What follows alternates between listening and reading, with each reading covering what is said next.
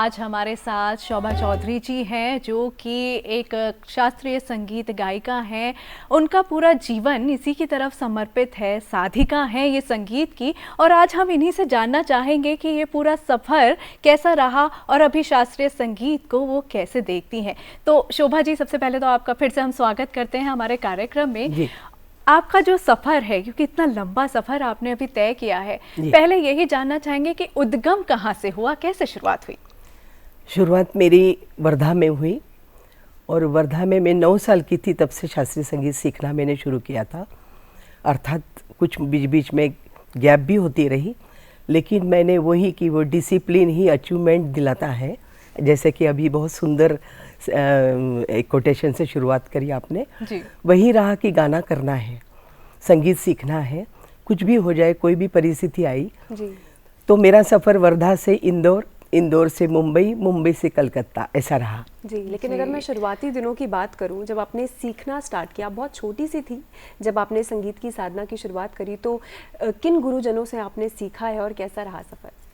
शुरू में तो मैं संगीत विद्यालय में गई, क्योंकि एकेडमिक स्कूल कॉलेज करते हुए साइड बाय साइड गाना सीख रही थी, परीक्षा भी दे रही थी। लेकिन खास मेरा सफ़र इंदौर आने के बाद ही शुरू हुआ। इंदौर में शादी के बाद आई और मुझे घर भी ऐसा मिला कि जहाँ मुझे उन्होंने प्रमोट किया, मतलब मुझे सीखने के लिए उन्होंने कोई बाधा नहीं आई और मैं सीखती रही। वहाँ पर भी मेरा परिचय सबसे पहले पंडित माधवराव जोशी, उसके बाद में पंडित वामनराव राजूरकर जी, उसके बाद में पंडित सीआर व्यास जी के यहाँ मुंबई सीखने के लिए जाने लगी। मुंबई सीखते सीखते, मुंबई जाते जाते मैं व्यास जी से सीखते हुए भी मेरे घर पर पंडित बाला साहब पूछवाले जी आया करते थे। मैं उनसे भी मैंने कुछ ग्वालियर घराने का सीखा। और जब व्यास जी भी चले गए और ये सब बुजुर्ग लोग थे, ये जाने के बाद एक फिर से खाई सी हुई कि नहीं, मुझे अभी सीखना बाकी है, जितना भी सीखा है काफ़ी नहीं है। अप्पा जी से मुलाकात हुई, विदुषी गिरजा देवी जी से, और उनके पास में ठुमरियाँ वगैरह सीखने गई। मैम, आपने ग्वालियर घराने की बात करी है। अभी हम देखते हैं कि हमारे शास्त्रीय संगीत में अलग अलग प्रकार के घराने हैं, तो ग्वालियर घराने में आपने तालीम ली, किस प्रकार भिन्न है सारे घरानों में से? क्या खासियत है संगीत में इसमें? सबसे पहले तो कहते हैं ग्वालियर घराना ही आया है प्रचार प्रसार में। ग्वालियर घराना से सारे घराने, द प्रेजेंटेशन वे जो है ना, वो अलग अलग है सबका। ग्वालियर घराने में साफ सुथरा गायन है, सरल ताने हैं, आकार युक्त गायन है, बोल आलाप भी है। बाकी घरानों से अब भिन्नता करूंगी तो बहुत समय लगेगा, लेकिन हर घराने की गायकी अलग है, द वे ऑफ प्रेजेंटेशन अलग है। ग्वालियर में मुझे शुरू में वही मिला और मुझे लगता है कि वो बहुत एक अच्छा बेस है संगीत को आगे समझने के लिए। जी, इतना लंबा आपका सफ़र रहा, आपने ठुमरी और आपने ख्याल, हर तरीके के आपने संगीत को आपने अपने अंदर आपने समाया है और उसमें आपका एक्सपीरियंस रहा है। मैं अपने दर्शकों को बता दूं कि शोभा जी के नाम कई सारे पुरस्कार हैं और वर्ल्ड बुक ऑफ यूके उस पे भी, उसके अवार्ड से भी आपको नवाजा गया है। तो शोभा जी, कैसा महसूस होता है, इतने अवार्ड्स आपके नाम हैं और वर्ल्ड बुक ऑफ रिकॉर्ड्स आपके नाम है? हम काम तो कोई रिकॉर्ड के लिए, पुरस्कार के लिए नहीं करते, बस करते रहना है। लोगों की नज़र में आता है तो लोग बुलाते हैं, और इसी तरह से मेरे आज तक के ज़्यादा सारे जो पुरस्कार हैं इसी तरह से मिले हैं। World book of record UK के जो संस्थापक होंगे, जो देने वाले श्री संतोष शुक्ला जी हैं, तो उन्होंने भी मेरा काम देखा होगा। मुझे उन्होंने पुरस्कृत किया, इंदौर में ही पुरस्कृत किया। मेरा प्रोफाइल देखा, मेरा काम देखा और उन्होंने मुझे पुरस्कार के लिए बुलाया। जी, जैसे कुछ झलकियाँ आपको ये जो पुरस्कार लेते हुए हमने अभी देखी। आप एक शिक्षिका भी हैं, आप नई जो पीढ़ी है उनको आप संगीत से जोड़ रही हैं, तो ये अनुभव कैसा लगता है आपको? क्योंकि जो नई पीढ़ी है बड़ी फास्ट पेस पर चलती है, तो इस कला में एक संयम चाहिए, एक ठहराव चाहिए। जब हम शास्त्रीय संगीत की बात करते हैं, कैसा महसूस करती हैं आप? संगीत सिखाना मुझे बहुत अच्छा लगता है। 2 फायदे हैं उसमें। एक तो हमारा खुद का भी रियाज उस स्तर से शुरू होता है। हम जब सा लगाना सिखाते हैं तो पहले हम सा लगाते हैं जी। और उनको स्टेप बाय स्टेप उसकी जो प्रोसेस है उस प्रोसेस से अवगत कराते हैं बच्चों को। एक स्टेप ऐसी आती है कि उनको लगता है कि मतलब अभी स्टूडेंट्स का एक सोच बदल गया है। कोई फास्ट वाले हैं जिनको तुरंत चाहिए, कुछ समझदार हैं जिनको मालूम है कि शास्त्रीय संगीत में जल्दी परिपक्व नहीं होगा, उसके लिए समय देना होगा। जिस तरह से स्टूडेंट चाहते हैं सीखना है वैसा दायरा हमारा, वैसा नजरिया हमारा भी होता है जी। अगर किसी को फास्ट सीखना है तो सिखाने की प्रोसेस अलग हो जाती है।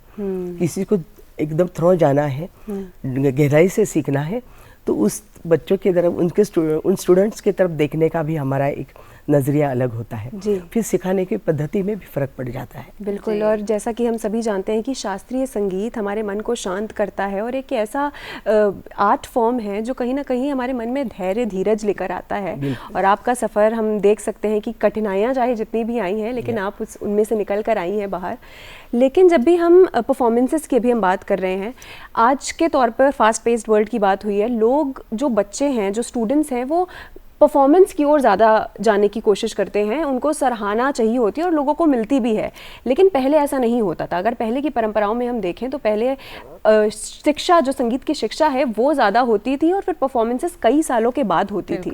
तो ये कैसे आप देखती हैं, ये जो दौर बदला है? पहले गुरु शिष्य परंपरा होती जी, उसमें गुरु के घर रहकर उनके घर का एक मेंबर बनकर सारा कामकाज कर कर गुरु की सेवा कर कर सीखा जाता था। अब तो स्टूडेंट्स के पास इतना समय नहीं है, जमाना बदल गया है। गुरु के घर में भी स्टूडेंट को रहने की अनुमति होती है नहीं होती है, वो भी डिफर करता है जी। तो बहुत सारे गुरु शिष्य परंपरा से गुरु अब वैसे नहीं रहे और बहुत कम ऐसे होंगे भी कि जो इस तरह से बच्चों को अपने घर में रहकर सिखा रहे होंगे। उसका पैसा भी नहीं लेते थे। अब कमर्शियल हो गया है। गुरु शिष्य परंपरा और एकेडमिक जो प्रोसेस जो स्कूल कॉलेज में होती है, इन दोनों का गठबंधन करके, इन दोनों का मिलाजुला रूप करके हम कैसे आज बच्चों को कम से कम समय में ज़्यादा से ज़्यादा प्रोग्रेस के लिए उनको हम ये कर सकते हैं कि कम से कम समय में आपको इतना आना ही चाहिए, है ना। एक एक चीज़ की गहराई में जाने की बात अलग है, लेकिन पहले एक स्तर, प्राथमिक स्तर, उतना उच्च स्टूडेंट का लेवल तैयार होने के बाद फिर स्टूडेंट को भी लगता है कि करना क्या है, वो डिसाइड करता है। तो गुरु शिष्य परंपरा पहले अलग थी, अब ये कुछ अलग हो गया है जी। संगीत एक साधना है और इस साधना में डट के रहना पड़ता है, कहीं उतार चढ़ाव भी आते हैं। बिल्कुल। आपका संगीत साथ ही रहा है हर परिस्थिति में। तो संगीत पर जो आपकी रिसर्च रही है कि आप कहती हैं कि संगीत एक थेरेपी है, उसके बारे में कुछ बताएं। संगीत हमारे पूरे शरीर पर ही प्रभाव डालता है। सबसे पहले तो मस्तिष्क पर, हमारी मस्तिष्क के तरंगों पर उसका प्रभाव होता है, स्वरों का जी। जो ताल होता है, ताल का जो इफेक्ट होता है, प्रभाव होता है, वो हमारे हृदय की धड़कन से होता है। लय का प्रभाव हमारी भावनाओं से होता है। अच्छा। इसे सुर, ताल और लय, ये पूरा ही मस्तिष्क से पूरे शरीर में कुछ न कुछ अपने रागों के माध्यम से, राग के भावों के माध्यम से प्रभाव डालता है जी। और इसी के ऊपर मैंने काम किया है जी। और हम देखते हैं कि हमारे मन को शांत, जैसे कि आपने बताया कि हमारे जो मानसिक और शारीरिक संतुलन है उसको मेंटेन करने में संगीत हेल्प करता है और समाज में कहीं ना कहीं सकारात्मकता भी लाता है, क्योंकि जितने लोग संगीत की तरफ आएंगे उतना ज़्यादा पॉजिटिविटी समाज में रहेगी। तो आप कैसे देखती हैं शास्त्रीय संगीत का किरदार समाज में सकारात्मकता लाने के लिए? बहुत बड़ा रोल है शास्त्रीय संगीत का सकारात्मक लाने के लिए, सकारात्मकता लाने के लिए। वही कि संगीत पहले मन को बदलता है, मन समाज को बदलता है। तो ये प्रॉपर वे में होना चाहिए, तब तो वो संभव है जी। तो सबसे पहले मन बदलना, श्रोताओं का मन बदलना, उनके हृदय तक हमारा संगीत, हमारा स्वर पहुंचना, हमारा गाना पहुंचना। और उसके बाद अगर मन बदलेगा धीरे धीरे समाज में, अगर सभी उस मन के हो जाएंगे तो समाज नेचुरली बदलना है। जी, तो जमाना बदल रहा है और जो नई पीढ़ी है फ्यूजन की तरफ जा रही है। तो फ्यूजन के इस दौर में जब शास्त्रीय संगीत को मॉडर्न म्यूजिक के साथ, कंटेम्प्रेरी म्यूजिक के साथ मिक्स किया जा रहा है, तो आपको कैसा महसूस होता है और क्या लगता है क्या शास्त्रीय संगीत की पहचान कहीं छिप जाएगी ऐसे? शास्त्रीय संगीत की पहचान तो नहीं छिप सकती, इतनी गहरी जड़ें हैं शास्त्रीय संगीत की कि वो मिट भी नहीं सकता है। कम हो सकता है, पूरा मिट नहीं सकता है। लोग कम सीखेंगे, सुनेंगे, लेकिन शास्त्रीय संगीत की जड़ें मजबूत रहेगी।